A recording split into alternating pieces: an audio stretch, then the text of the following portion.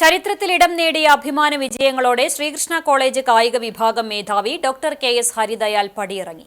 2 ഒളിമ്പ്യന്മാരെയും നിരവധി കിരീടങ്ങളും ശ്രീകൃഷ്ണയുടെ ചരിത്രശേഖരത്തിലേക്ക് സമ്മാനിച്ചാണ് ഹരിദയാൽ ഔദ്യോഗിക ജീവിതത്തോട് വിട പറഞ്ഞത്.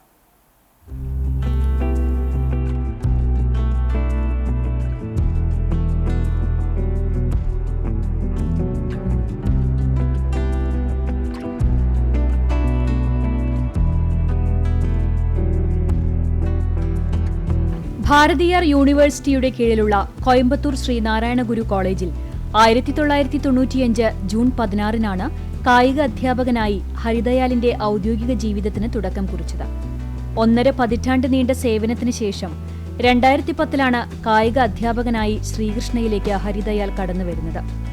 ഈ കാലയളവിൽ കായിക നേട്ടങ്ങൾ നിരവധിയുണ്ടായിരുന്നുവെങ്കിലും കലാലയത്തിന്റെ ചരിത്രത്തിൽ ഒളിമ്പ്യന്മാർ ഉണ്ടായിരുന്നില്ല. കായിക വിഭാഗം മേധാവി എന്ന നിലയിൽ കായിക പ്രതിഭകളായ വിദ്യാർത്ഥികളെ കണ്ടെത്തി മികച്ച പരിശീലനത്തിലൂടെ വളർത്തിയെടുക്കുക എന്ന ഹരിദയാലിന്റെ ദീർഘവീക്ഷണം കുഞ്ഞു മുഹമ്മദ് അനസ് യഹിയ എന്നീ ഒളിമ്പ്യന്മാരെ സൃഷ്ടിക്കുന്നതിലേക്ക് നയിക്കുകയായിരുന്നു. ശ്രീകൃഷ്ണ കോളേജിൽ നിന്ന് സന്തോഷ് ട്രോഫി കളിക്കുന്ന ആദ്യ താരമായി മുഹമ്മദ് സഫ്നീത് മാറിയതും ഹരിദയാലിന്റെ ശിക്ഷണത്തിലായിരുന്നു. ശരീര സൗന്ദര്യ മത്സരങ്ങളിലെ ശ്രീകൃഷ്ണയുടെ അജയ്യത തുടരെയുള്ള കിരീട നേട്ടങ്ങളിലൂടെ ശ്രീകൃഷ്ണ സ്വന്തമാക്കുന്നതിന് പിന്നിൽ കായിക വിഭാഗം മേധാവി എന്ന നിലയിലുള്ള ഹരിദയാലിന്റെ കൂർമ്മബുദ്ധിയുടെ മറ്റൊരു ഉദാഹരണമാണ്. അധ്യാപകൻ എന്നതിലുപരി കായിക താരങ്ങളുടെയും മറ്റ് വിദ്യാർത്ഥികളുടെയും അടുത്ത സുഹൃത്ത് എന്ന നിലയിലാണ് ഹരിദയാലിന്റെ ഇടപെടലുകൾ.